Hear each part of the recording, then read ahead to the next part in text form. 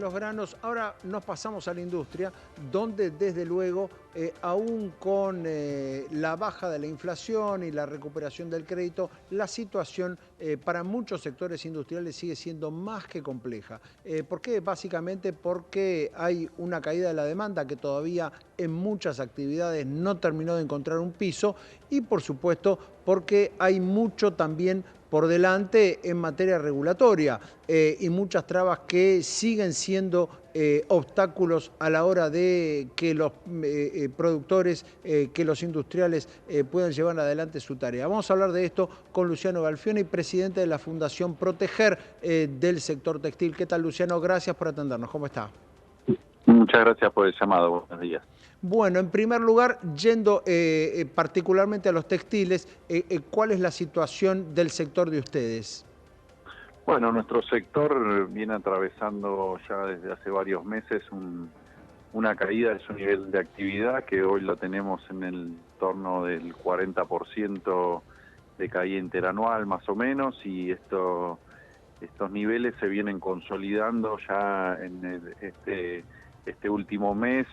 A partir de junio podemos decir que dejó de caer, pero bueno, se nos estabilizó en niveles muy por debajo de niveles compatibles con una actividad rentable, ¿no? Porque estamos 6 de cada 10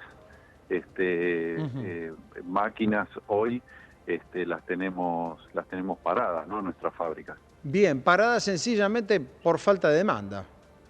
Absolutamente, sí. Nuestro sector es un sector que vive esencialmente del mercado interno y depende muchísimo del poder adquisitivo de la población. La gente para vivir esencialmente necesita dos cosas: alimentarse y vestirse. Obviamente tiene que alimentarse primero, vestirse puede utilizar la indumentaria o la ropa del año pasado o la que le pasa a un chico o a otro cuando va creciendo, con lo cual cada vez que la gente no le alcanza el dinero para llegar a fin de mes, lo primero que se restringe en el consumo es la indumentaria, y de la misma manera que cuando uno empieza a estar un poquito mejor, lo primero que hace es cambiar el jean, las zapatillas y demás. Entonces ahí nuestra actividad empieza otra vez a funcionar. Está claro. ¿Qué ocurre con el tema del crédito? ¿Por qué se lo pregunto? Se lo pregunto en función de que al tiempo que la inflación entró en una escalera descendente, también desde el gobierno dicen, bueno, ahora el empresario, sobre todo el empresario pyme, tiene cierto acceso al crédito que hace un año no tenía o que hace un año directamente no encontraba en el mercado. ¿Esto es así? El crédito tiene sentido cuando uno tiene niveles de actividad que le permite a uno, digamos, proyectar, aumentar su capacidad instalada.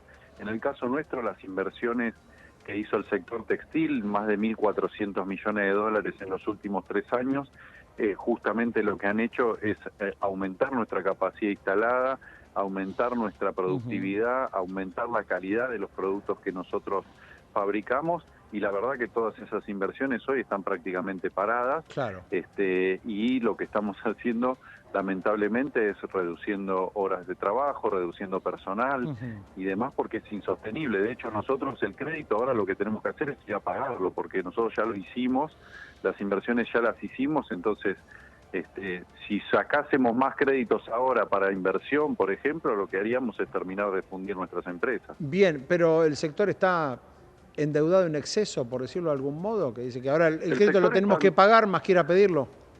Y el sector está endeudado en función de que se preparó para una producción y para un trabajo y para, digamos, salir a abastecer lo que hace un año atrás o un año y medio atrás se nos criticaba porque se decía que no había suficiente oferta y por eso los precios aumentaban y demás. El sector hizo lo que tenía que hacer, que era salir a invertir, producir más, producir mejor, producir con más calidad y aumentar su capacidad instalada. Es lo que hizo.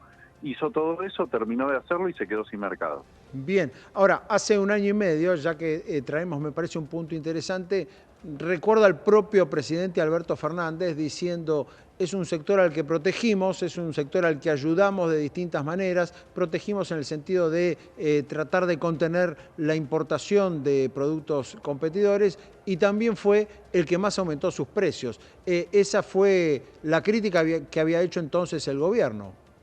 Sí, sin embargo, las estadísticas marcan que casi el 50% del mercado textil argentino es importado, digamos, Ujú, en la Argentina, y no es importado ahora, era importado antes de la administración anterior, y siempre fue así. Lo que fue cambiando, sí, en las distintas administraciones, que no es lo mismo importar un hilado para producir una tela y a su vez después producir una prenda que importar la prenda terminada. Esa variación sí fue cambiando en las distintas administraciones, ujú. pero la verdad es Está que el claro. mercado textil, cuando uno analiza las estadísticas reales, que son públicas y demás, y que no las elabora el sector, las elabora el Estado mismo, y porque además son de la aduana, uno advierte que el 50% de la indumentaria en la Argentina es importada. Entonces, de Ujú, hecho, después cuando se dice que los precios son digamos, determinados por la producción nacional que cazamos en el zoológico. Eso es una gran mentira porque la estadística lo dice, no es que nosotros lo inventamos, están los datos, digamos, ¿no? Si el 50% de lo que vos consumís es importado y en general donde más importado hay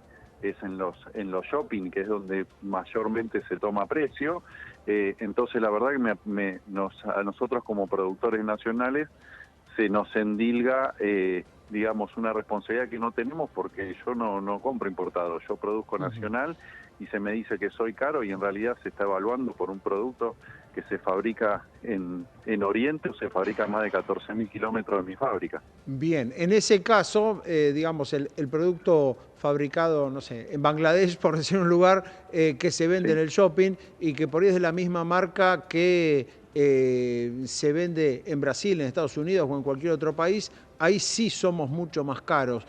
¿Por qué se produce eso? Porque la Argentina tiene un problema de falta de competitividad sistémica Ujú, que afecta a toda la economía, porque en la Argentina no es cara la indumentaria. En la Argentina un auto vale el doble que en Brasil, una cubierta vale el doble que en Chile, una resma de papel vale el doble que en cualquier país vecino. Entonces el problema no es la indumentaria, el problema es una falta de competitividad sistémica que tiene la Argentina, que todo lo que se produce en forma eficiente, productiva, con un montón de know-how, con un montón de gente en nuestras fábricas, cuando llega ujú. al consumidor final, llega a productos no competitivos, y esa es la explicación por la cual, por más que importemos todo en la Argentina y tragamos todo importado, seguramente la indumentaria, por lo menos la indumentaria y otros también, van a Ujú. seguir saliendo caros, porque el problema que tenemos los argentinos es que no equivocamos el diagnóstico, pensamos que el problema es producir y que los que se llenan los bolsillos son los Ujú. productores argentinos, y en realidad ese no es el problema. El problema en la Argentina es comerciar. En la Argentina es carísimo comerciar. ¿Por qué?